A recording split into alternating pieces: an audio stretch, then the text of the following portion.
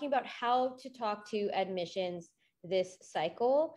And if you are joining in, or if you're watching this recording from Kajabi, I just wanted to give everyone a heads up that this will be sort of an all-encompassing sort of beginner's guide to how to talk about admissions and what to talk about. I know I'm a first generation will be law student.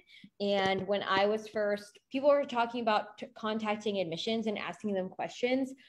I had no idea what people were even talking about. So since then, I have conducted 3 one-on-one interviews with admissions officers myself, Director of Admissions, Jonathan Glick from University of Maryland, Carey School of Law, recruiter for Texas Tech University School of Law, Sean Adams, and UCLA's Dean of Admissions, Rob Schwartz. So within all of that time of me starting out and not having any idea of how people are talking to admissions, what they're asking them, doing research myself, and having conversations with myself, I wanted to share sort of information with you and what I've been learning along the way. And what's really great is if you don't know me, my name is Alyssa. I'm a consultant and also a TA with LSAT Unplugged.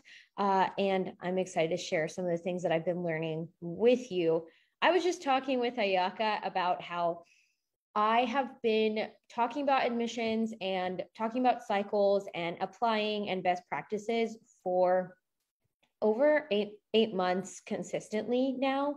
And something that I have learned is that the more research I do, the more questions I have.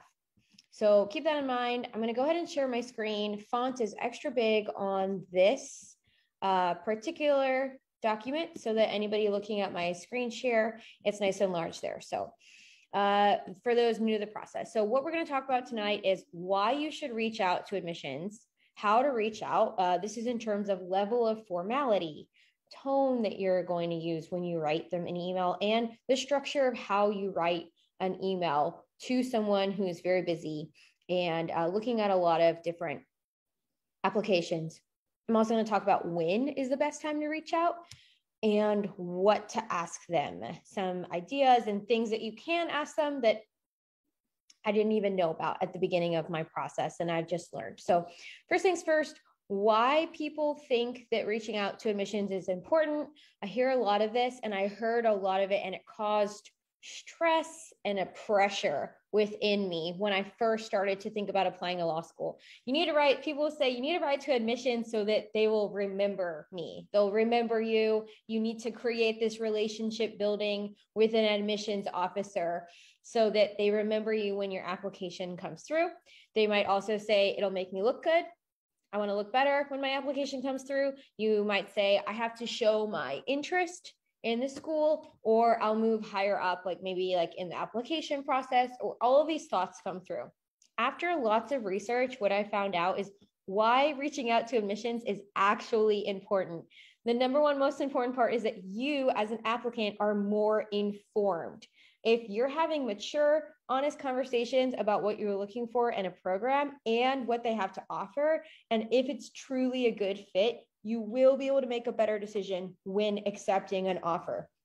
Switching the script a little bit from I'm doing XYZ, for example, even being a TA in LSAT Unplugged, the language, flipping the script from this makes me look good on my resume to wow, in this position, I have access to resources that are making me smarter when it comes to my decision-making process. Law school is very expensive, and I want a really healthy generation coming out of law school. That's what I would love to see. So it's going to make you more informed. Another reason why reaching out to admissions is going to be really important is that you're going to get into the practice of having conversations when you need something. And if there's something I've been learning from talking to admissions officers, they are constantly bringing up the point of leveraging professors. When you're in school, leveraging office hours, developing relationships with, for example, developing relationships with professors that have connections to courthouses, maybe if I'm speaking correctly, in the region. Maybe some professors know of an internship opportunity.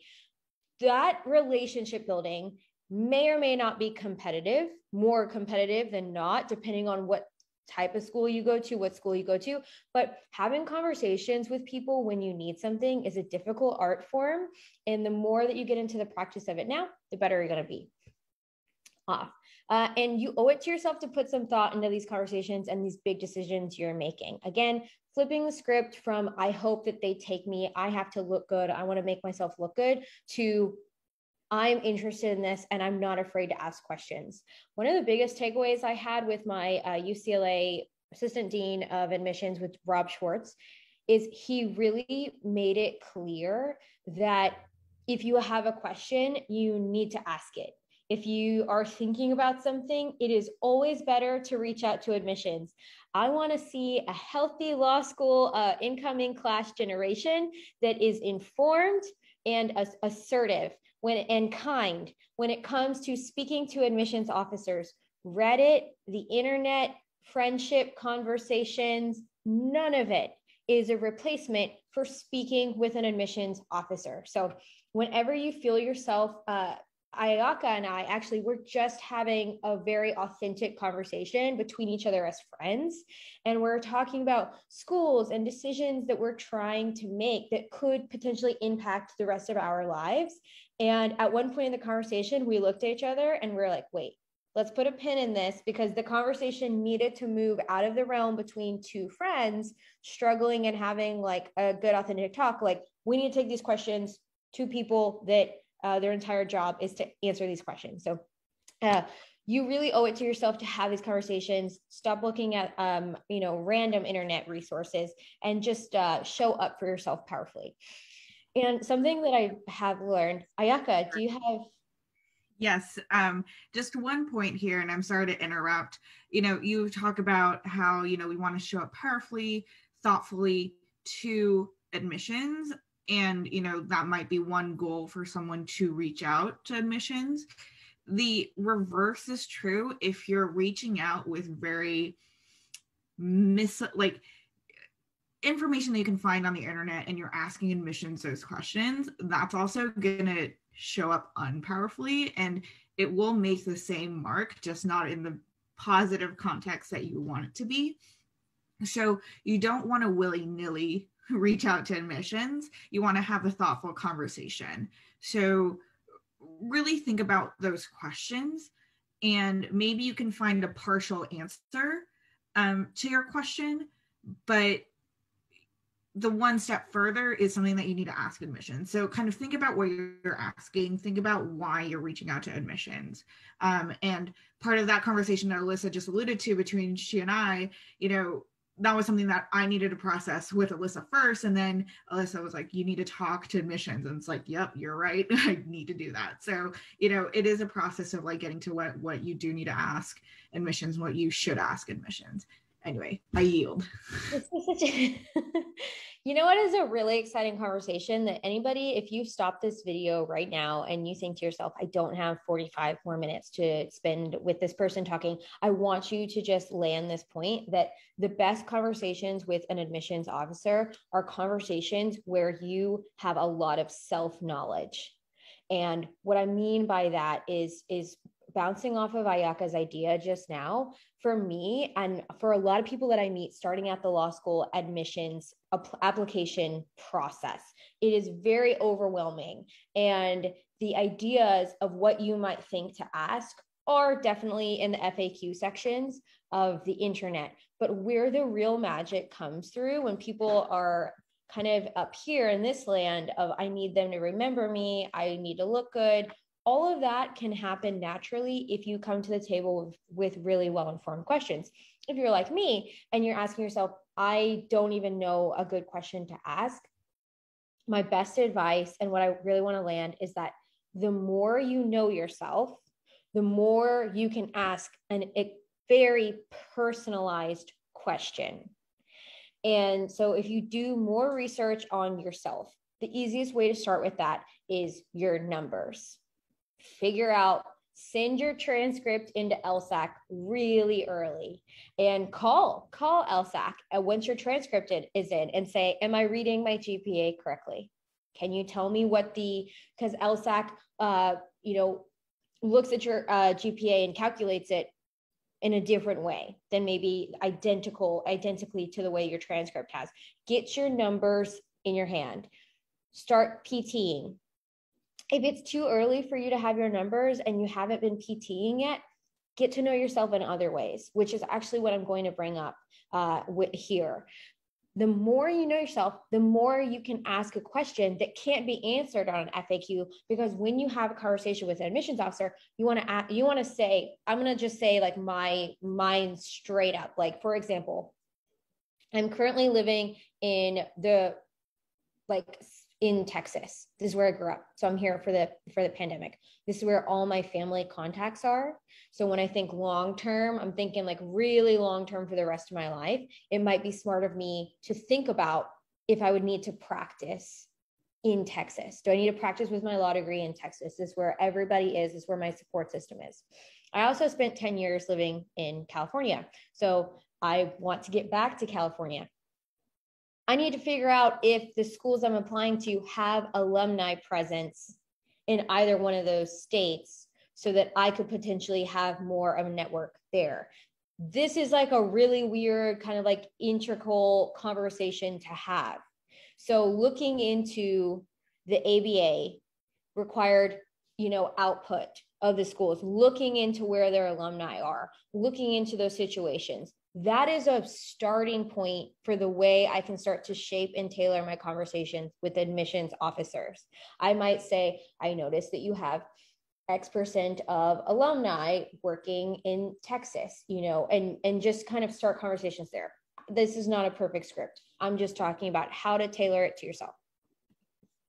All right, so this is just a little FYI. Showing interest and visiting law schools does not necessarily equate higher priority for admissions officers. A lot of people, but it does put you in a more informed place to decide where you are going to spend your time and money. So big question, when do I visit schools? Do I visit schools before I apply? Do I visit schools after I get accepted? I hear this differently on YouTube videos. University of Michigan Dean Z, as she calls herself. It's a great YouTube channel. If you haven't looked that up, look up the YouTube channel, University of Michigan Law, Dean Z. She's got a great blog.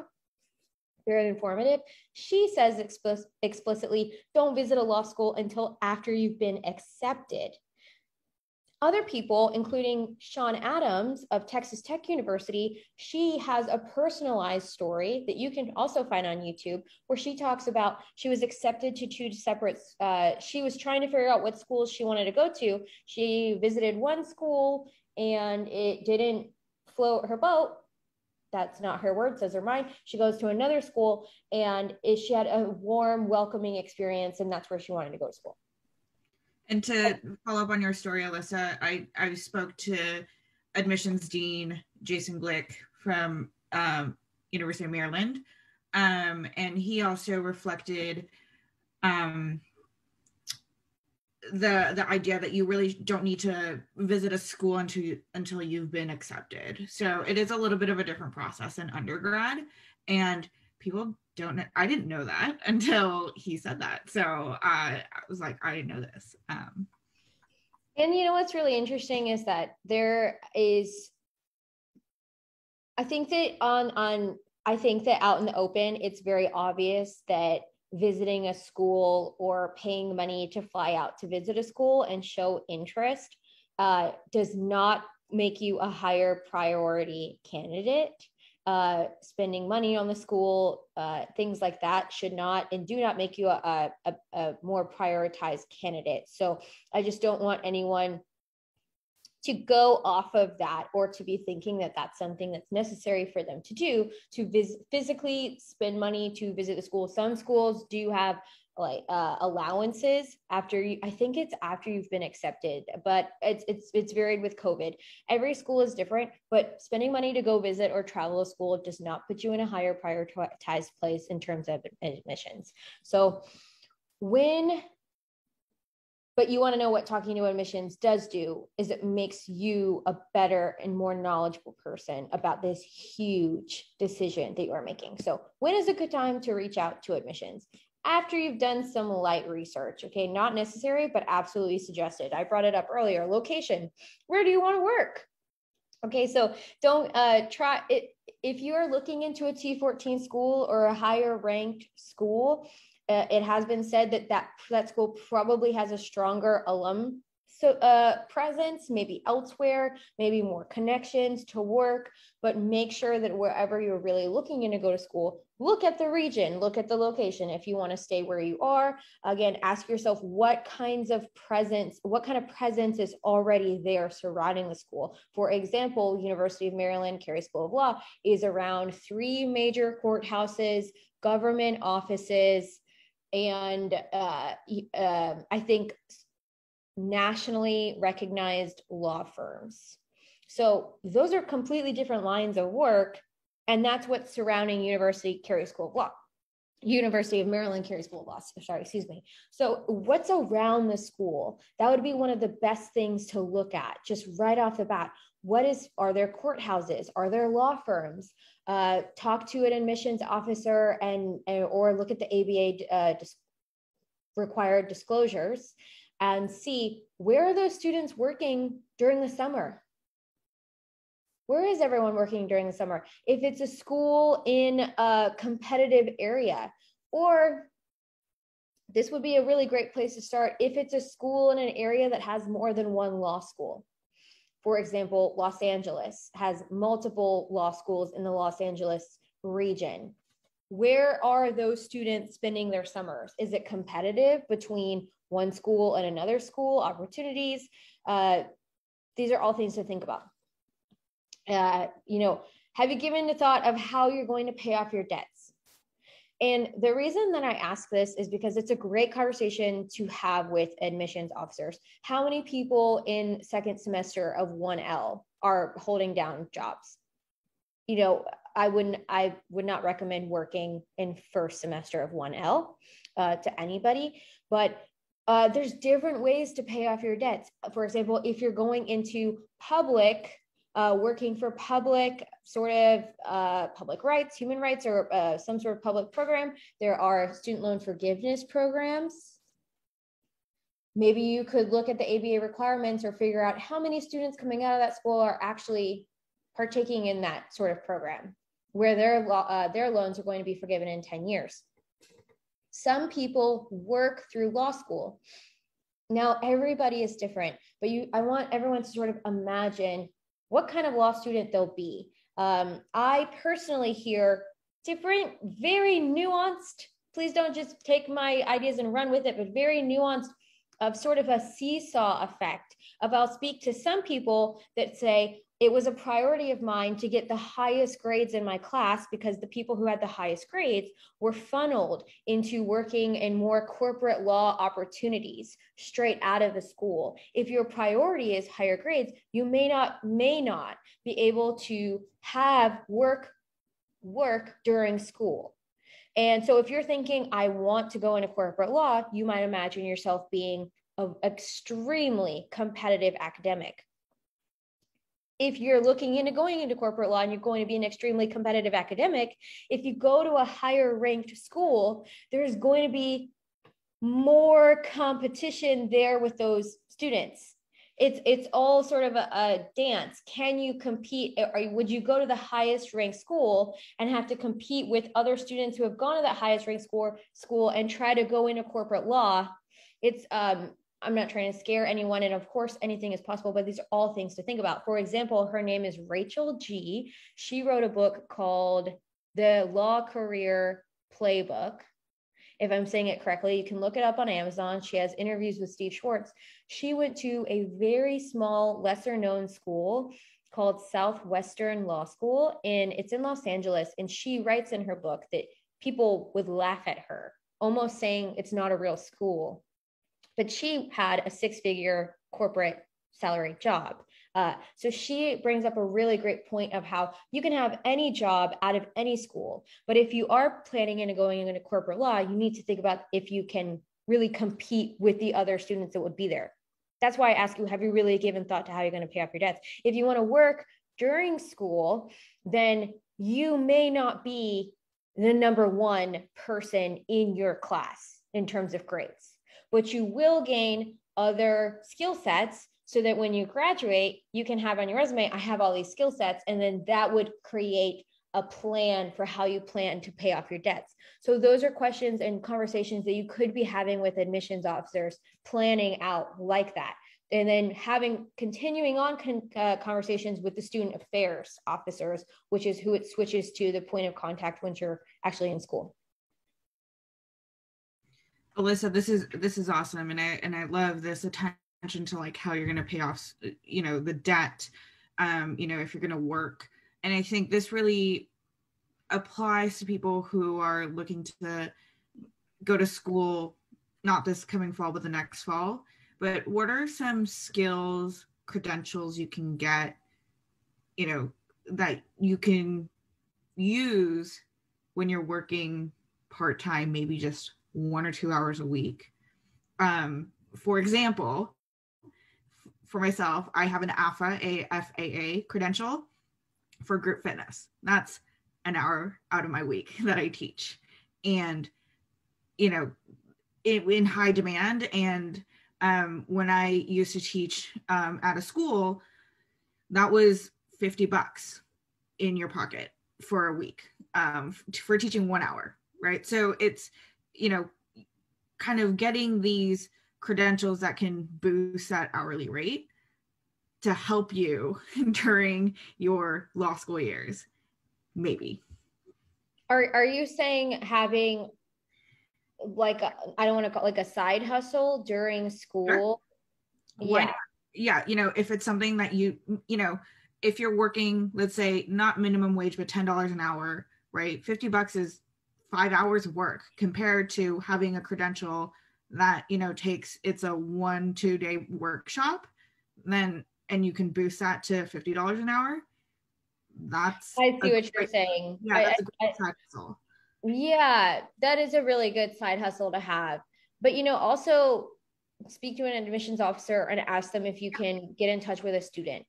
Absolutely. And have that conversation with students. And, actually, just for anyone that's listening in on this conversation and is starting to think about, are they going to prioritize grades to try to funnel themselves into maybe, for example, a corporate internship or a clerkship, which would require fantastic relationships potentially with professors? Absolutely. Or are you going to do really, really well with your grades, but also work, which would not potentially perfectly or guarantee you to be funneled into corporate law or a clerkship? Potentially, this is all I'm talking completely. There's so much nuance here.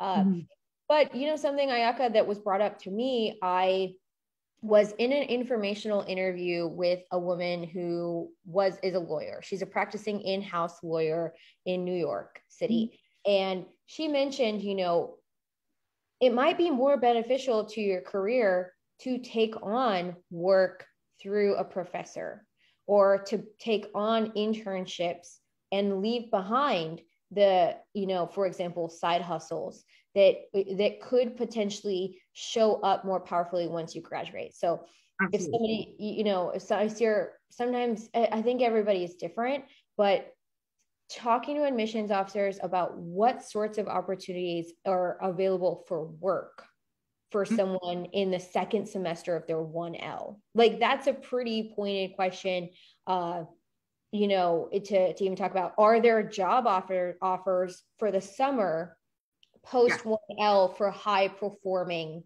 1Ls? What does that look like?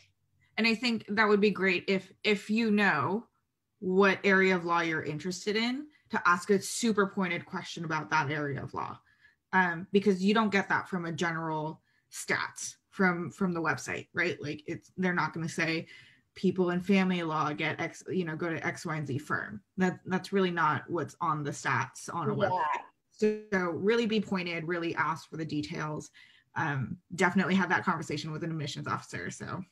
Yeah. And in my mind, just so everyone knows why we're still looking at this screen, everything that Ayaka and I have talked about so far has been just straight up geographically. If you are planning on going to a school that's outside of the realm of where you currently live and currently plan to stay, are you going to spend your summer there? are you going to stay there, to work on certain things? Or it's okay, you don't have to be. I'm not trying to tell anyone that you have to spend your summer there, but looking at how you are going to manage your finances in terms of working during school or prioritizing your grades in school. And if you're planning on prioritizing your grades in school, I would suggest make sure that is a realistic goal for yourself and that school. I'm trying to just balance out rankings versus job opportunities versus geographically where you're looking to go and what that kind of pool looks like. So this is how you would reach out to admissions officers. Be kind, be direct, make your intention as clear as possible, clear as quickly as possible. Have a goal if that fits into the conversation. It would be fantastic if you wanted to reach out to an admissions officer and say, hi, my name is this, I have been looking into I'm going to use Ayaka's example. I'm very interested in cybersecurity, the intersection of cybersecurity and the law. I've been looking into this XYZ program that you offer, and ask them for a conversation. Say, could I have, 20 minutes of your time to talk more about this program? So the reason I say have a goal, if it fits in that conversation, it's completely suggested that you could say, it's my goal that by the end of the conversation, I know more about XYZ, or it's my goal to go to this school and have, this career, work at this internship that's right next door to the school. Like it is kind of you to state explicitly what your goals are in talking to them. That way they know what you're trying to get at. And I don't know if I'm doing a good job at this, but when you do send an email, do not do any sort of like passive language or casualness in terms of even something, for example, of, I hope this email finds you well. You can actually switch that out with, I know you're busy and I appreciate your time. It's just be a little bit more direct. Try not to use flowery language, and you don't have to be shy or beat around the bush the fact that you are applying to this school. So instead of saying, I'm just checking in on the status, you could switch that up to, I'm very interested in this school. Practice it just with different emails and different language. If you're already really good at this, then this class is not for you. I am really talking to what I personally have seen over the last 9 months. In my experience is that minority women of color are writing passive emails and they are speaking with passive language. Instead of saying, I'm very much so interested, they say language like, the next steps in my journey.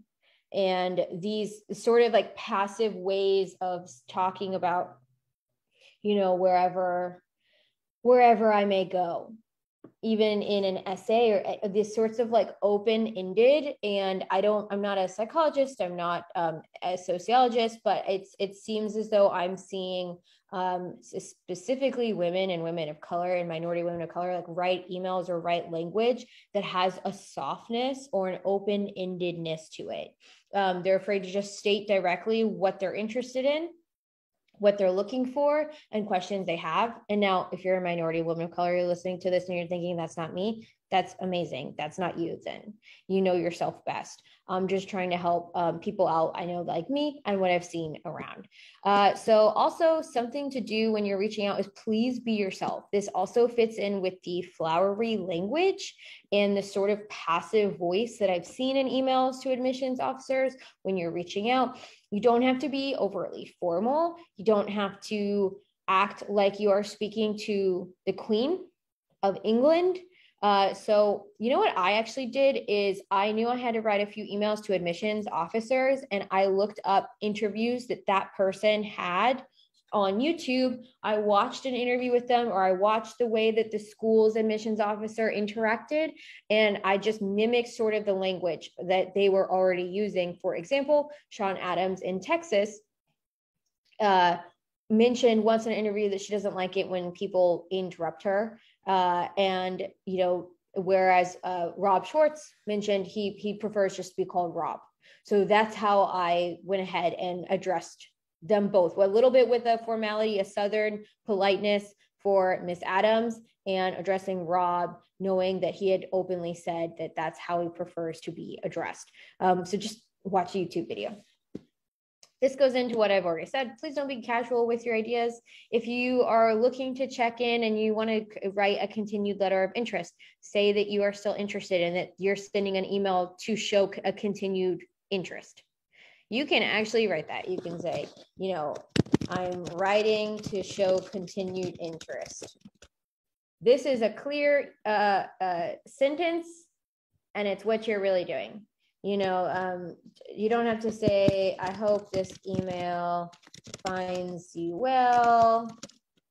I am so grateful. Like, kindness does a lot, but a lot of the extra fluff in order to try to make people feel more comfortable is not necessary.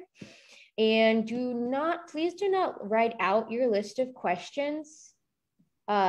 Pretty much, I don't want to say pretty much ever, but I would suggest you say, I have questions on, and you say the following topic, like job opportunities for 1Ls in their spring semester.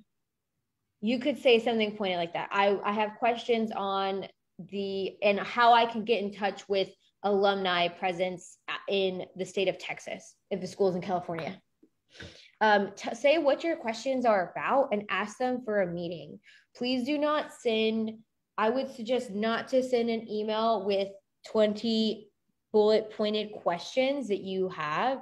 It's not respectful of that person's time.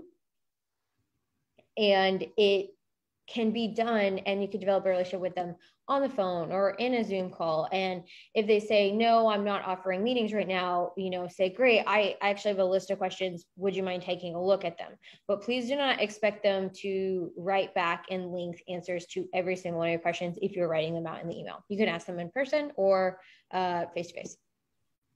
Alyssa, I do want to interrupt you here a little bit. I'm sorry, I'm interrupting you a lot. We've talked to a couple admissions officers and people who are in the admissions process and all of that. These people are busy. These people are looking through a lot of emails, a lot of applications this year. Every single person we've talked to, there's an uptick in applications this year, next cycle, probably the cycle after that.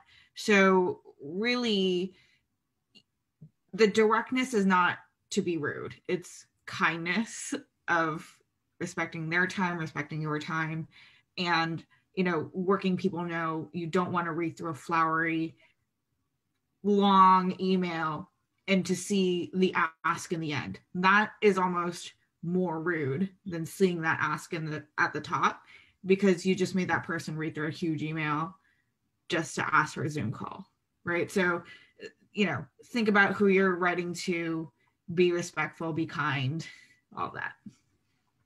Yeah, Ayaka, you just nailed it. You absolutely just nailed it.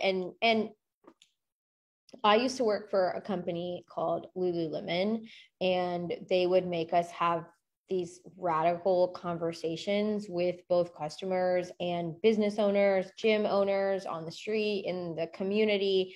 It's basically an introvert's nightmare of just how much you have to be talking with other people if you work on a retail floor there. And a trick that they actually taught me that does work is, if I'm feeling unsure of how to go about writing an email or how to go about speaking with someone or having a conversation with them, all I have to do is you can close your eyes if you want to, but take a deep breath and ask myself, what do I hope the end result of that conversation is? So for example, if I am asking to meet with an officer, or I'm asking to meet with them for 20 minutes on a Zoom call so I can ask them questions about the intersection of cyber law and the law, the cybersecurity and the law, and I want to know about how many students are really in those programs or in those clinics. Are those clinics 8 students big, or are they 100 students big? Is it something that I could spend my entire focus on during law school, or is it more of like a supplementary focus? How many things like that. I might be nervous or I might not know how to go about starting that conversation or that email. But if I ask myself, what do I hope to achieve by the end of the conversation? It could be simple. I want them to say yes to a Zoom call with me. Or I want a Zoom call scheduled. That would be better. So if I said I want a Zoom call scheduled with them, I might even say, I know you're busy and I appreciate your time. You know, would it be all right to ask to schedule a Zoom call with you? It was really just like 2 sentences. Would it be all right to ask if I can schedule a Zoom call with you? I have questions on this, and then just sign off, something like that. So Ayaka is completely correct in that. Things you can ask them if there are scholarship opportunities for high performing 1Ls. Ask if you can be in contact with students. They might say, yes, here's the student's information. Or if they're a large school, they might say, you can go to our website and find webinars that students lead. Ask them about how to request an application waiver. Sometimes though it says on their website, so make sure to do that. And something I really want to talk about tonight is ED. Something I didn't know until I was doing a lot of interviews with admissions officers was how personal the decision for ED really is. And it's interesting because I did not know that ED is really best for someone who is prioritizing the school they're getting into over an extra savvy like financial planning. So I've heard it twice now to, let a rip on ED if you are not overly concerned with financial aid. And that's because you won't receive scholarship opportunities from other schools if you pull your application from those other schools if you're accepted. That's my understanding of it. Ayaka, does that sound about right? Yeah, I think that sums it up of like, you're using, it sounds like this law school application really is, yes, you're applying, but the acceptance letter is also a negotiation of where you've been accepted versus where you want to go versus how much it's all costing you. So really, if that cost part isn't the main concern, if scholarships isn't the main thing you're going after, then probably early decision is a good choice. If you know which program you want to go to, which school you want to go to, it's not going to be as Laura Hosted just mentioned, it's not going to be the make it or break it like it might be in undergrad. Right. It's not going to be that make it or break it. And also, if you are interested in applying for a binding ED program, I would assume that you want to do ED to that school because you like that school and what they have to offer so much. So if you like a school that much, you should 100% have had and are having conversations with their admissions officers. If you like a school that much, you should absolutely be speaking to an admissions officer about it and have a conversation about ED. Bring your stats. If you have your numbers, say this is around my numbers. If you have softs, talk about your softs. I don't really have softs. So just if anyone hears that and gets scared, I don't have softs. So you're not alone. And just talk about different things like that and talk about if it's really a great decision for you. You can ask, I don't think this is great, but you can look at what extracurriculars the school offers and if they have unique programs or clinics. Other things you should be thinking about and other people you should be contacting. Did you know that you should be applying for your FAFSA before you even get your acceptance anywhere? So sometimes the momentum stops at, okay, I got all my applications in, and then I'm going to see where I got accepted and I'm going to figure out how I'm going to pay for it. But I dropped a link right there of admissions dean talking about in an interview, someone said, what can a student do after they send their application in and they haven't even gotten acceptance or rejected yet? Like someone's just sitting and waiting around. And he mentioned you should absolutely be filling out your FAFSA. So that is for your financial aid. If you're needing financial aid, you should absolutely be doing that. Another just side tip that I wanted to leave everyone with is, did you know that credit card debt can impact the amount of loans you can take out for your student loans? So something you want to also think about in your application process, and this is mostly for people that are out of undergrad or have been out of undergrad for a while, particularly because if you're in undergrad, the chances are you haven't had enough time to build up poor credit. But if you have poor credit, or even if you don't know if you have, something you really want to get intimate and familiar with is contact your credit companies and grab your credit reports. You don't want to be surprised when you're trying to pull out loans when you're actually trying to do that. Law school is stressful enough. So apply for your FAFSA before you even get accepted anywhere. And grab your credit reports and figure out if you need to do anything to maybe make your credit a little bit higher, and just make sure that you're not going to be surprised when you're trying to pull out student loans. And those are just the side tips I wanted to leave for everyone tonight. The link, my email is right here, alyssa@lsatunplug.com. You can also email Ayaka at elsaunplugged.com. And you can reach us both at admissions@lsatunplugged.com. That's really all I have for tonight. I don't have people in the class with me right now asking questions, but you can absolutely email us. I'll just throw that up one more time. You can email us right there. If you're listening to this on the current website platform is Kajabi. If you're listening to this on the course, please email us. If you're listening to this and you're not in the course, please email us and ask us questions. A lot of times people ask me questions that I will say, let's figure out how to write an email to admissions. For example, they'll say, I want to submit my application on this date, but my LSAT's on this date and the deadline's on this date. What do I do? And all I say is, please reach out to admissions and just talk to them directly about that. The last thing I wanted to bring up today, and I should have brought it up a lot sooner, is just if you are trying to take your LSAT and get your applications in and make a very well-informed decision for yourself and your future, it may take longer than 2 to 3 months. Even a 6-month time period is crunched. I'm not saying it's impossible, but you really, if you give yourself more time, you have the ability to really tailor your very expensive education to yourself. And I would really suggest that.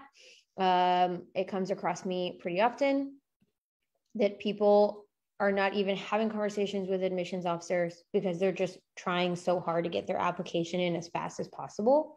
And I just want to throw this out there, suggest try next cycle, and you can apply early, which makes you and puts you in a much better position for financial aid and for acceptance. And when you see a due date for a school's application, please do not write your essays about a week before the due date, or do not think to yourself that you're going to apply on or by that due date.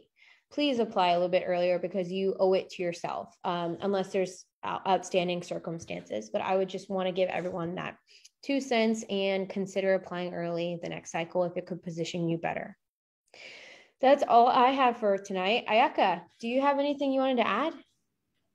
I thought that was, all correct, all brilliant insight. You and I see a couple requests every couple weeks of, like I'm turning in my application next week. Can you take a look? And more times than not, that process has been rushed. And, every admissions officer or anyone who is in that admissions game, they all say, you need to take a lot of time to really put your application together, not just studying for the LSAT, right? Your essay does matter. Diversity statement does matter. Thoughtful resume matters. It all matters. Even if you have the best stats in the world, it all matters. So take the time, do yourself a service. And,